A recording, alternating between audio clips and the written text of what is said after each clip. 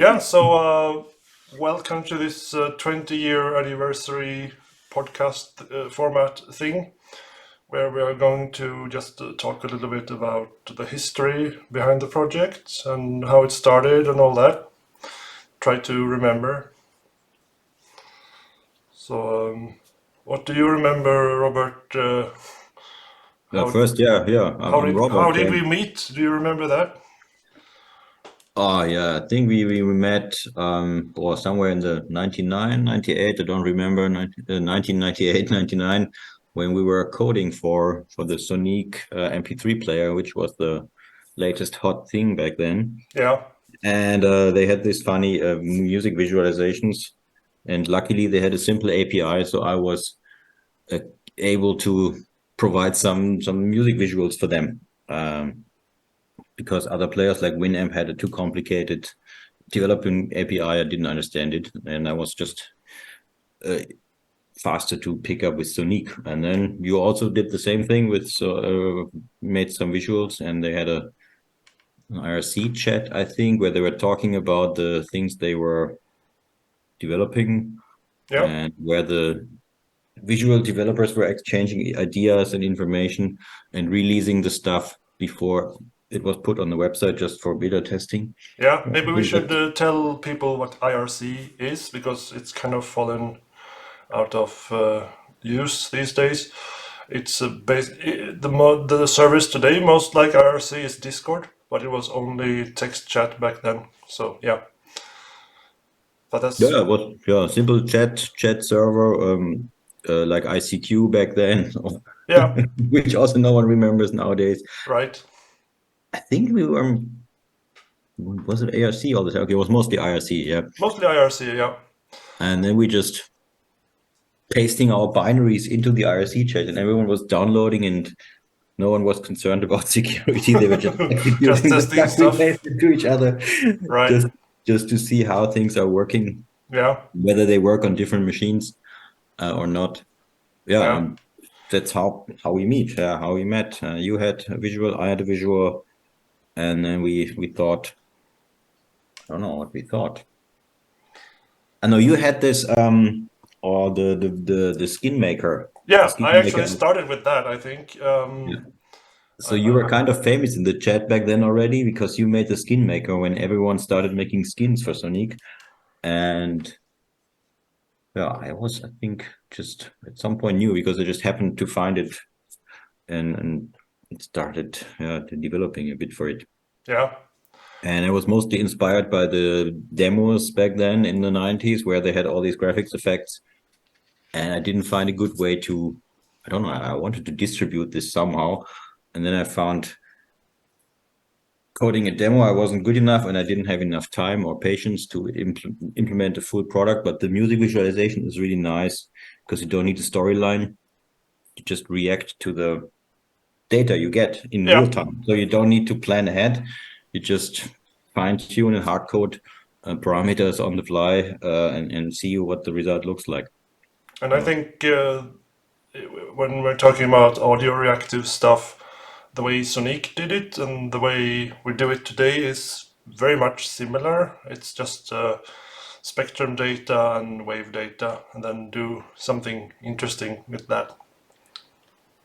yeah, the only difference is how we render. Yeah, back then we rendered into memory buffer, and now we use OpenGL or whatever 3D accelerated stuff Yeah. is available. And it just So works. that's Yeah. actually a nice transition into what was 20 years ago, because that was when we first released on the 21st of April, I think it was. We released the first VSX, which was our first OpenGL accelerated visualizer. And I actually have a screenshot here of the web page back then. Oh yeah, I remember this one. You remember this one? Yes, And that here came you can out. actually see the date, so 2003, April 21, for those who are not used to the Swedish date format, which this is. No, that's the standard European date format. It's happy. It's right? fun for me. Yeah. Yes, So 23 April 21st. Yeah, 21st. But I think this was already quite advanced. I think VSX. When did we start working on that one? Was it yeah, I think it was it must only have been 3 weeks? around that time, I think. Yeah. I remember making doing or experimenting a bit with OpenGL stuff slightly before. I think one of the Sonic team made their own or was trying to make their own thing like iTunes, some kind of music library player, and he already had OpenGL support. So I did a few things there. Uh-huh, I don't remember that. Maybe you But did that without me. I think this never got released. I just gave him a few things to play with, just put a few ideas, and I think it was also this made one of these feedback effects, something very simple, render the waveform over a feedback buffer, something very trivial. Yeah. And but it was tedious, so we decided to make a tool to make this easier to compose these visuals. What Yeah, was the I thing? think if I remember correctly, you made this effect the Starlight Aurora, which I had, which was my only basically finished Sonic visual. I only made one, I think. So you took that and developed it much better in OpenGL, and then what VSX was is basically one visual in one DLL, I think. Didn't we have a time where we only had executables that ran a single visual and just captured the audio as a prototype? This is what VSX did, yeah. So it was basically I could show it, I think, but I didn't prepare that now. But it's basically one main exe file and then some DLLs, one DLL per visual. So it's basically just a Okay. collection of programs that you load and run. Okay. So Okay, then I remember this one. Yeah. so each visual is hand coded like the Sonic visuals, basically. Yes. Oh, okay. But Right. then, yeah, we eventually we started working on VSXu. Do you remember when that was released? I don't remember when that was released, but I just remember we were in Germany when we started working on this, I think, Yeah. where we made the first boxes and diamond shapes to connect. And no, that was you. I think we just made the code the code base for this so we could programmatically connect modules and components. I don't know when it was. Must have been maybe a year later. I don't know. Yeah, some time between 2003 and 2005, because I think we released the first official version May 5th, 2005. Ah, okay. So Yeah, oh then 05, oh 05, oh 05, funny. And yeah, it must have been during the breakpoint time then, when we were at the demo parties. yeah, I think so. I think we got motivated from being there and failing It's in the competition once. And then we went home and wanted to do better. So that was definitely part of it. yeah, and yeah, Oh, yeah, I remember also one motivation for, or what got us into, because VSXu and later now VCX is module based. And the reason we got into that was because we were contacted by some company making a VJ video mangling software. okay, right. If I remember correctly, they pushed bitmaps from the GPU to the CPU to do video effects on it, and then back to the GPU. And I remember we thought that was crazy waste of resources, and the frame rate was really bad. So at that point, we had already dabbled in OpenGL effects, so we didn't really want to get back into those bad frame rates. And then, because back then we had CRT monitors which could run at 100 hertz, Yeah, that was fun. and then TFT monitors came along, only running 60 hertz, but the picture was so stable, so everyone kind of accepted that. But we kind of forgot for a while how good it could be. But back then we ran stuff at 100 hertz or maybe even 120 hertz. Yeah, whatever the monitor could do. Yeah. Yeah, and we had these Trinitron monitors that could do very high frequencies with a great picture. So the visuals were very responsive back then. And then came the 60 hertz era, and then now we're back at high frame rates again. But that took maybe 10 years for the industry and general people to adopt that stuff. Yes, definitely. Yeah. So I sometimes miss these variable screen pixel sizes and frame Yeah, rate, but I don't miss carrying around heavy monitors. So nope, those are not fun. I Cathode think ray anything tubes. above 19-inch was just horrible to carry. Yeah, yeah. Yeah, and I had my desk full of them, so it was kind of a mess back then. Yeah. Oh well. Um, yeah, we talked a little bit about demo scene. But back to the developing with the modules. I remember we were drawing on paper. We were drawing on paper all these different shapes. Right? And in the end, you liked the shapes so much that you actually implemented them as the first icons for the different kinds of modules inside the first prototype version. Oh, I don't remember Before you that. made the graphics overhaul. I remember you had these shapes that looked like a flow chart or something, yeah, where we had the diamond shape and the others just to connect them, where we didn't have parameters yet. Hmm. We could, did we have parameters? I don't know, but you were starting with the bare shapes, and I remember you showed me a screenshot back then. I'm sure you don't have it anymore, but that was the stuff we started with, and then you come, I would say, you spend lots of or most of the effort to make the UI much nicer. Yeah, yeah. Should we take a look at the old VSXu? If you have the old one, yes. I have the one from 2005. Okay, that was the one already, I think, with the new UI. Yeah, that's where you already made all the icons and parameters Yep. look better. And where you said that's the only font we will ever going to use. Yes, famous last words. Now the font has been replaced. The whole font engine has been replaced. Yes. So, but yeah, we can take a look at Starlight Aurora actually, as it was back then. If it works. Yeah, seems to be working. And if I'm saying something or it should No, react. I have this connected to my phone, so I have to play something from. Okay. We won't be able to hear it. Because right now I think it's very low volume music. It was much larger. There is nothing at all going on right now.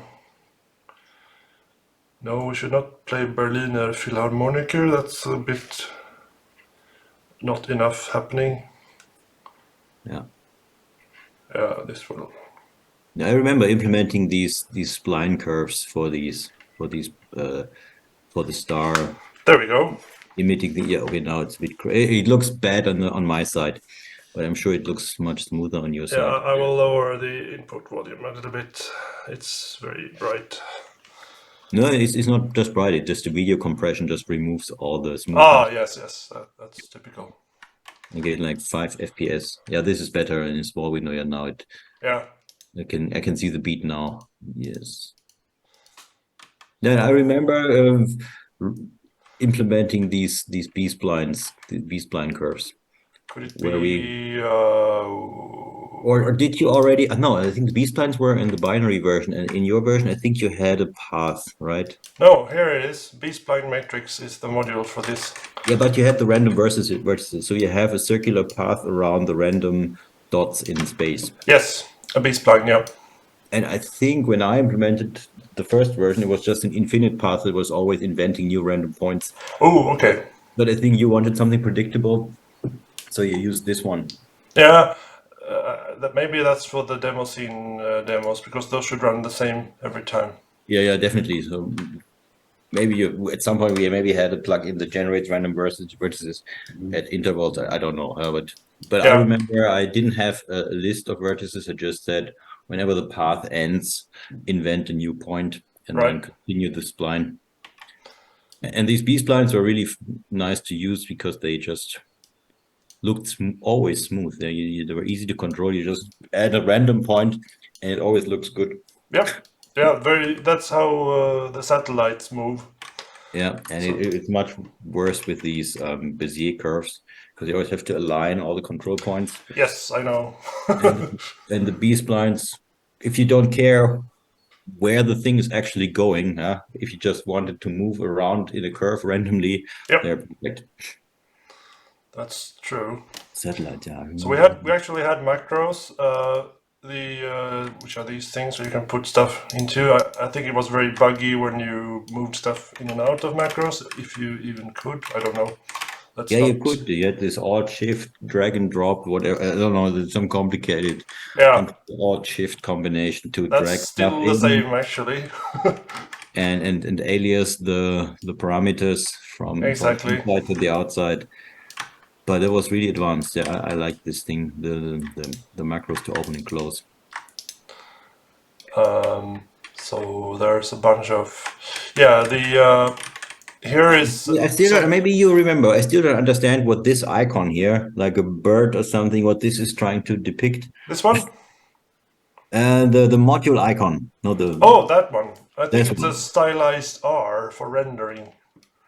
Ah, I never knew what it was. I never asked. Okay, it's maybe an R. I think Okay, it's a because it's very, a very random pattern. stylized R. So I think I took a font and inverted it or something like that. Because the red dots I knew these are render calls. They Exactly. come out.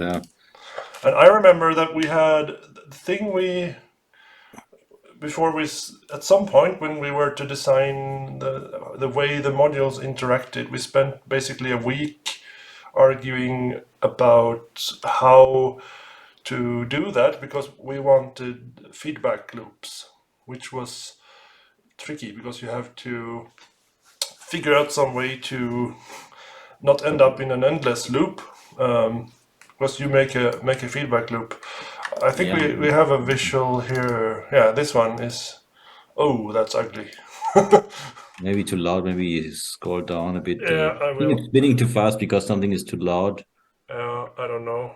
Or I think Mm, actually what this is, it's running at 120 hertz. We didn't okay. have that computing power back then, so it's basically running too fast. But here we have the thing. So here is a feedback loop. You see these are crossed. Yeah. So this would use this as an input and then back. So here you could have an endless loop. Yeah, I think in the end the compromise was that the blue output, the texture, yeah. I think Yeah, the blue is the texture output. And if the texture output was called more than once, it would just return the last result. And in the next cycle it would reset and regenerate all the child paths. So I think that was the way to avoid the infinite loops. So that yeah. these We also introduced a concept where we have channels, not just modules.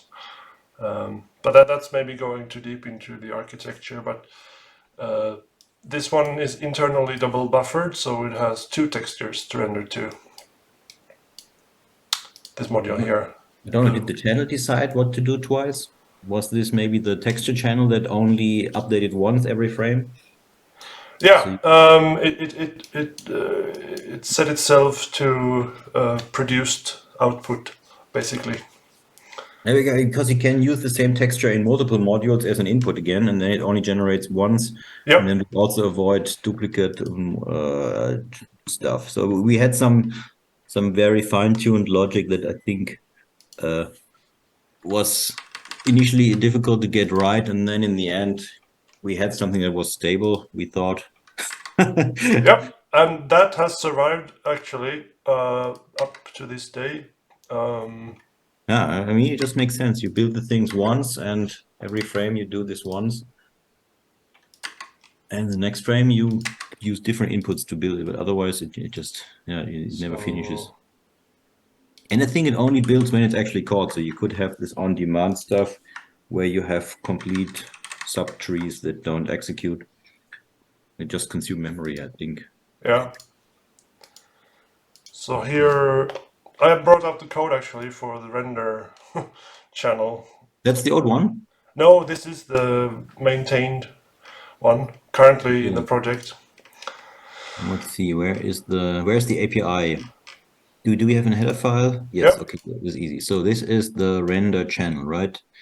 yep, So type class type render public channel means it, or it's on the C++, and it extends channel, right? yes.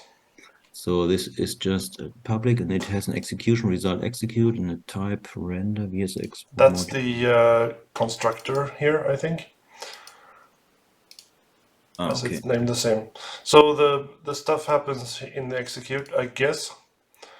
So do we have can you open the implementations for execute of one? Yes, And then there is this stuff int timer start. Okay, this is for debugging, I assume. Yes. yes.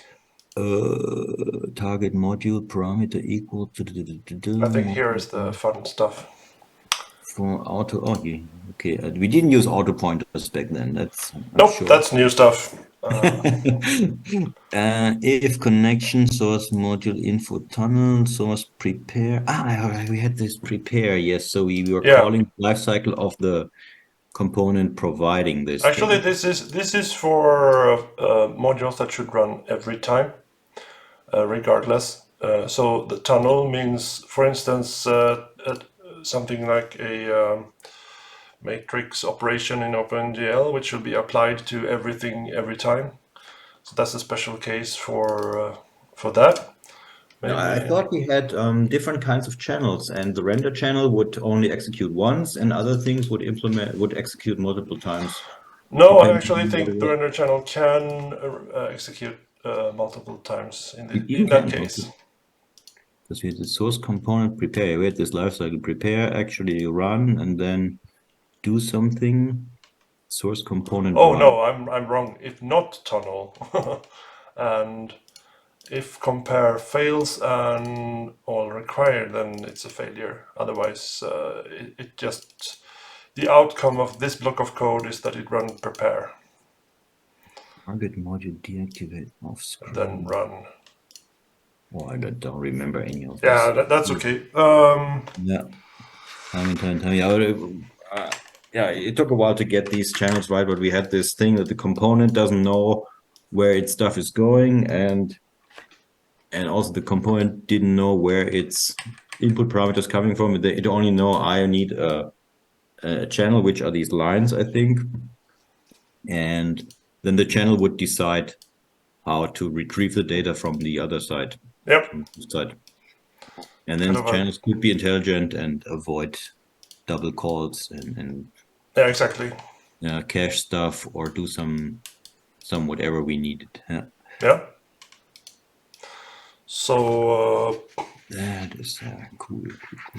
we can also take a look at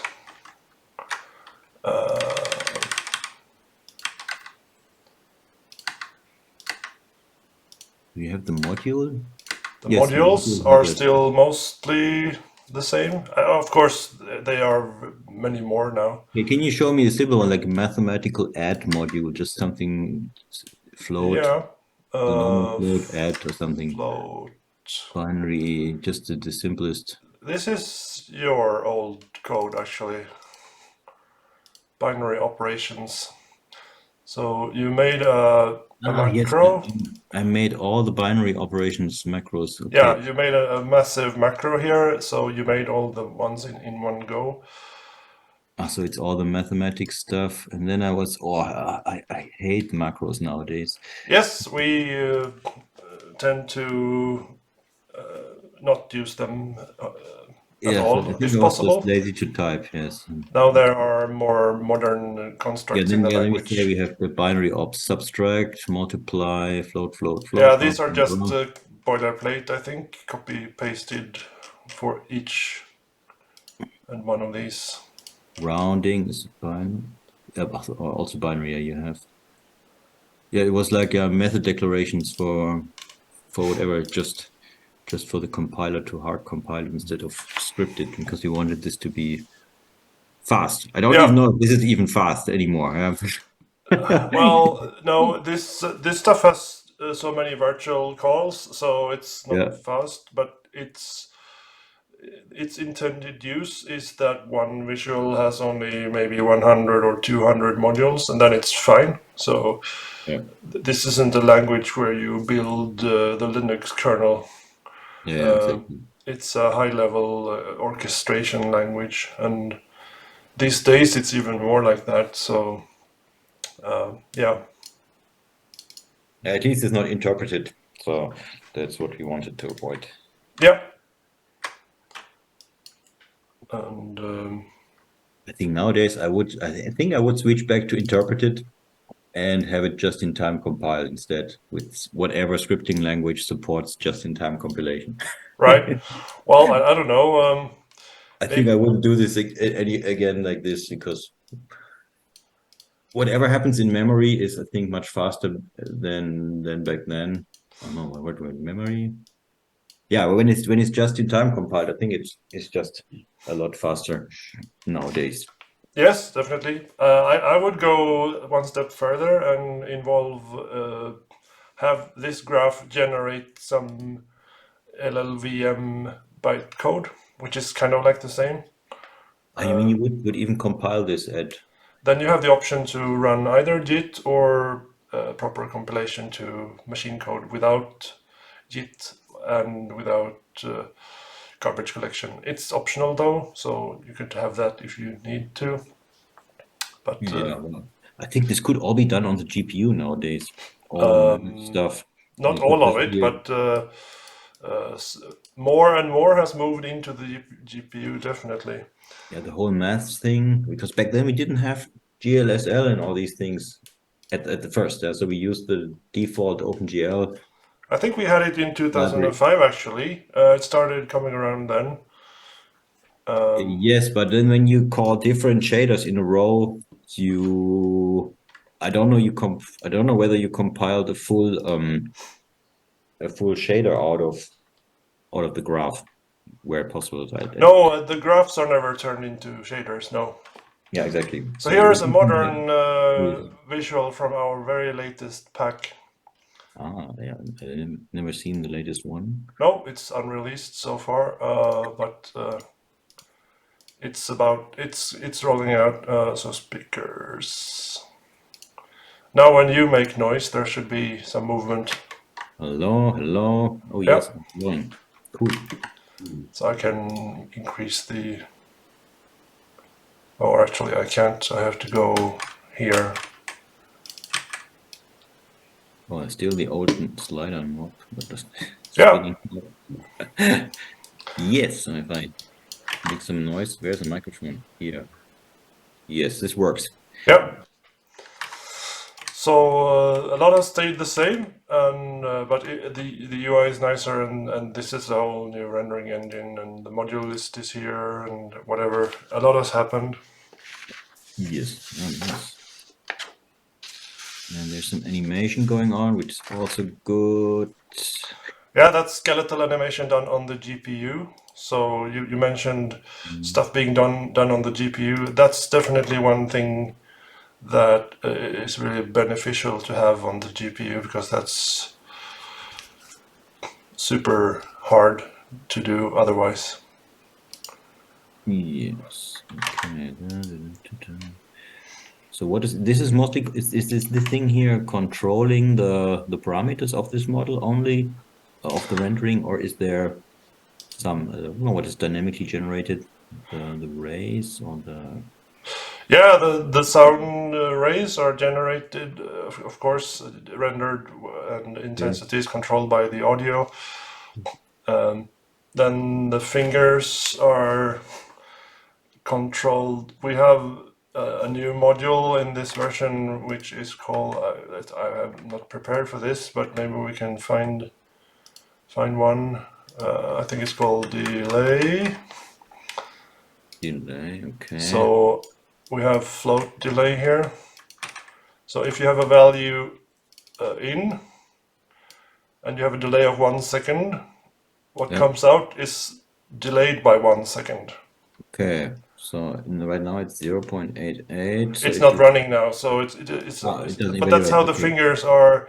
So one finger goes first, then the next, then the next, then the next, then the next, with different delays. So that's how that works. So if you set So it's one, just buffering the values in the meantime yep, somehow. and internally linear interpolating. So you can set the buffer size here, how many sets of points you want to save. Isn't this defined by the delay itself? No, not necessarily. I Okay. found that you can. Yeah, it does some optimizations internally. We won't get into that too much, but Okay, okay. there are Then some tricks in there to have the right amount of fidelity. But it was surprising that you could get away with very few points. That's one thing. What can I say about this just delay? some interpolation or whatever. Who knows? Yes, it's interpolation, definitely. No, it's not super complicated, but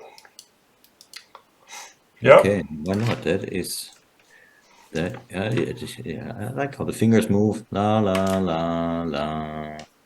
yeah. Cool. It's a really nice visual.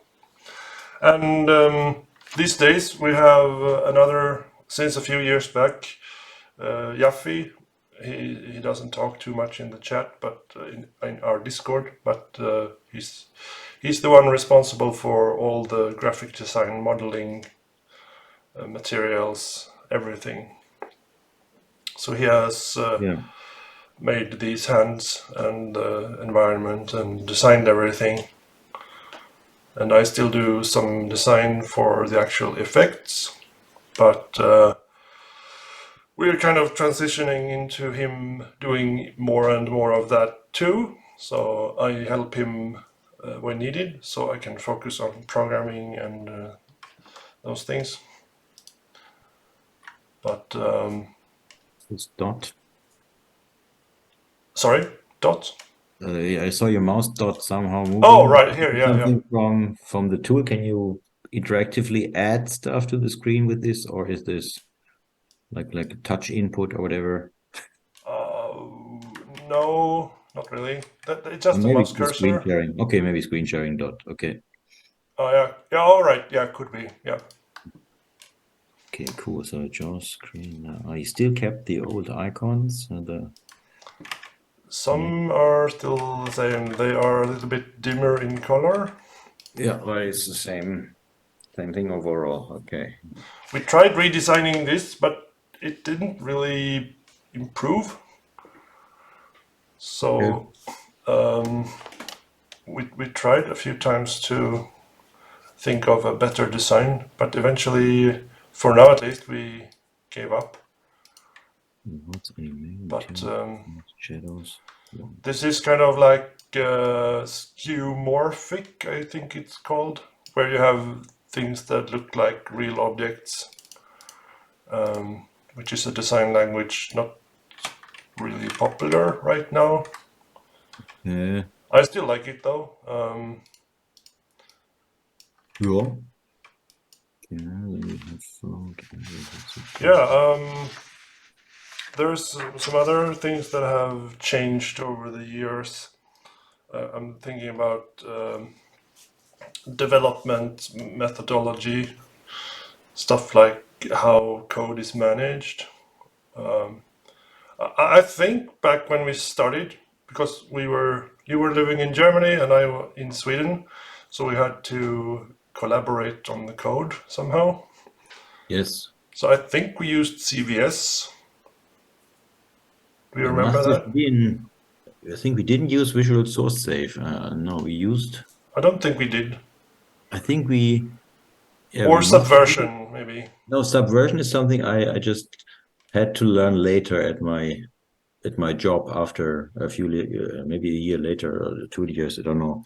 So I think we didn't use Subversion yet. Hmm. Maybe we switched at some point. I think I had to download this old school looking Windows program called WinCVS, I think. WinCVS. Yeah, then it was probably CVS. Yeah. Yeah, and you had to check out files and then they were locked and then you had to check them back in. Yeah, it was a pain. No, And then I came would. Subversion and was better, um, Yeah. but still in some ways back then. Nowadays, one must say that Subversion has improved also quite a bit, even though most people these days use Git. But back then, Subversion put some metadata files in every directory in your project, I think. So that was kind of a pain. Could be that we switched. I think you helped me install Tortoise back then. Yes, Tortoise probably. again. And then this was usable somewhat. Yeah, and Windows Explorer integration. Yeah, that was nice. Yeah, that was much better than CVS. Yeah. Yeah, Of course, Git is now standard, so it just works much better. yeah. Even though people complain about the commands, About what? Sorry, about Git. about the command line options and commands, people don't like them. In Git, yeah, Like Git. Oh, yeah. yeah. It's I mostly use an IDE, C Lion, or for Java or Python or whatever, um, when I No, can. yeah, I still use the command line all the time. Yeah, Yeah, I only need like a handful of commands. I don't need many commands in Git. I don't know why people always use so many commands. it Um, depends on the situation, I guess. Yeah, and it all boils down to a few commands. So you don't need these multi-purpose commands that do everything at once. For no, example, that's true. Yeah. I never use git pull, for example, just too dangerous to me. Hmm. Just does two things at once, and I don't want to do two things at once somehow. I first want to see it, first fetch, and then I rebase or merge. Yeah, Because I never know in advance what I want to do. I yeah, always yeah. want to see. I want to look first and then decide to merge. And the git pull and including the merge or rebase command is just too much for me. Hmm. Yeah. So and speaking of Git, then GitHub came along and the project went open source for a while. Yeah. But nowadays it's back to closed source for a bunch of reasons. Um, the Yeah. we did get some contributions from open source, but the extra work that was needed to deal with the less valuable contributions and in general just keeping up with that stuff was yeah it didn't benefit as much as I would have hoped. So Yeah. at least now we're back to closed source. I'm not against open source or anything, but for now it's the most convenient. But we could release as open source again. It's up to the situation. And also speaking of that,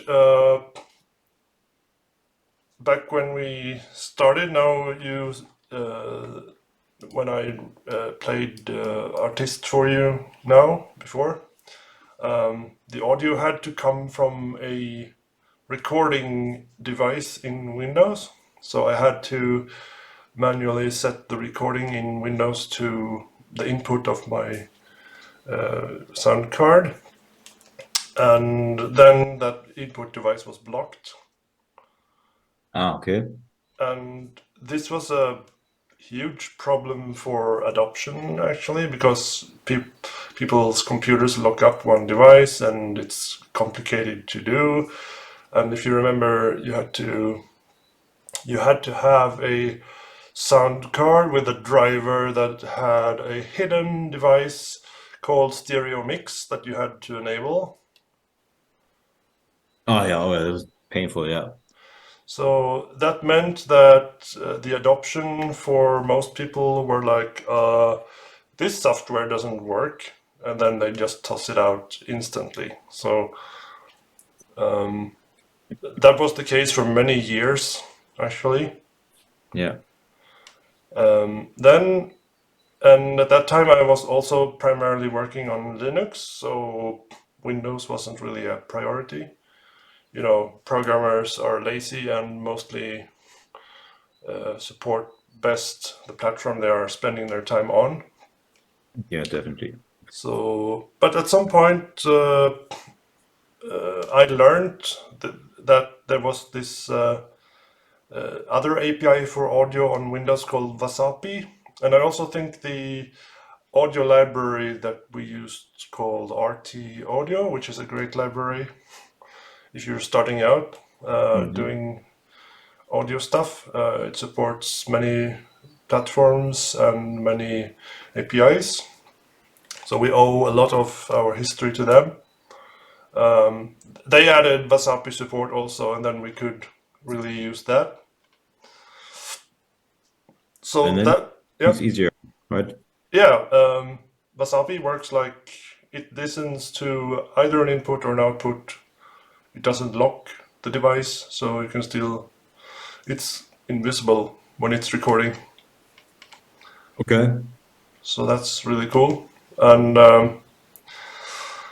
then we released on Steam, Right. and then we still had problems with the audio. We had random crashes, and that was a bug that was really hard to find. And it turned out that Windows has something called COM, which is I'm not really sure, some kind of state which is needed for other components of Windows, and you initialize that, and then you can use the service or backend thing in question. So it turned out that SDL had run that to look for joysticks and support joysticks. So it was Yes. kind of already in use. So when the Wasapi code came along and also wanted to run COM, that mostly worked. But some drivers didn't support that, so the program would randomly crash because of that. So the solution to that was to put the audio code in a separate executable. Okay. So now the audio engine is running in a separate executable, and it's sending its data over UDP back to either artist or player. So that's how it works these days. We can't use the inter-process communication directly, or is this Um, flexible in the end? it turned out UDP is classed as an interprocess thing because when running on localhost, you don't lose packets Ah, unless you okay. mess up the buffers. So actually, UDP was one of the best solutions for IPC, actually. Okay, yeah. But there is also another Windows hack that I could have done, but now it's already done, and it has enabled some other things with the Pro player, in that you can run the audio on a separate computer and send it over the LAN back to whatever, the visualizer, which is kind of cool. So if you have a DJ you can run the audio server on the DJ and then send the data over the network to the player, which is rendering. Yeah, okay. So that was a side effect of that. But yeah, that's how the journey of the audio quality. That took a few years. So Yeah, sure, yeah. Finding out what's wrong, getting the feedback, yeah, well, yeah, definitely. yeah, especially when it's bugs that are so random, and you're using things the way they are supposed to be used, but there's something happening behind the scenes that you really don't know because it's a black box. Yeah. So that's I spoke to a colleague at work, and he said that he'd been involved in a project. Also, I won't name the project, but he said that we both agreed that maturity in software can take a long time, and in their project it also took many years to get to a usable product. Yeah. Yeah. It's cool that it all looks very familiar still. It's nice. Yeah. Yeah, The I don't. connector line is still just a cosine curve, right? Sorry. The connector line is still just a cosine, a cosine Nope. function, right? It's a Bezier. Ah, it's already busier. Okay. Looks like that. Okay. Yes, why not? Because they all come out. No, maybe not. Yeah. Okay. Here's the scene graph for the fingers. Oh my God. Yep.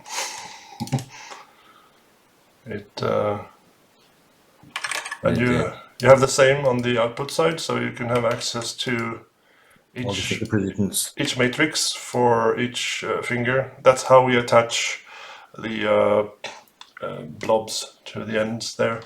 So that's how you get the transformation matrix for the finger, and then say this finger gets. Okay, that is cool. Yeah, they are pre-multiplied because you have in skeletal animation they multiply upwards in the tree.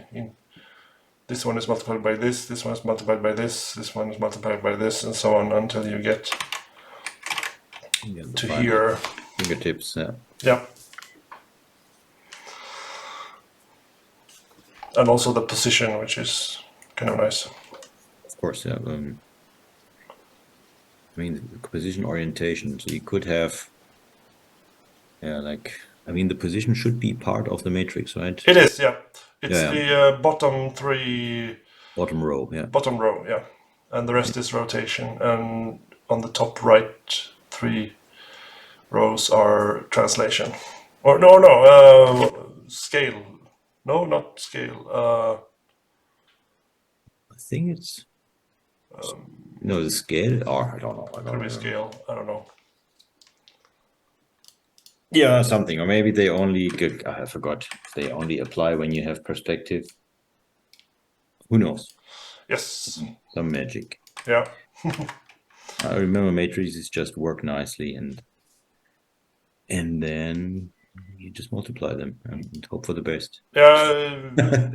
Sometimes you have to invert them, and sometimes you have to transpose them, and sometimes you have to convert them to quaternions and then back, and yeah, it's a trial and error sometimes.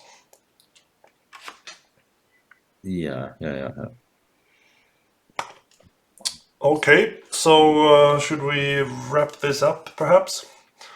Don't think I have much more about the history. No, it's this. Yeah, I think Oh, no, yeah, I'm happy. Yeah, it's all mostly said. Yeah, there wasn't much or too much I contributed in the beginning and before you spent all the years to improve all this. So I don't. Yeah, you haven't been actively involved for a number of years, but you were there to start it up, and Yeah. We had the fun part, yeah, to start in the green fields, and you maintain it since then. Yeah. yeah, surprisingly, it's been present ever since. Cool. But yeah, thanks for watching, and hope you like this little history Yes, always. talk. Yeah, definitely. Yeah.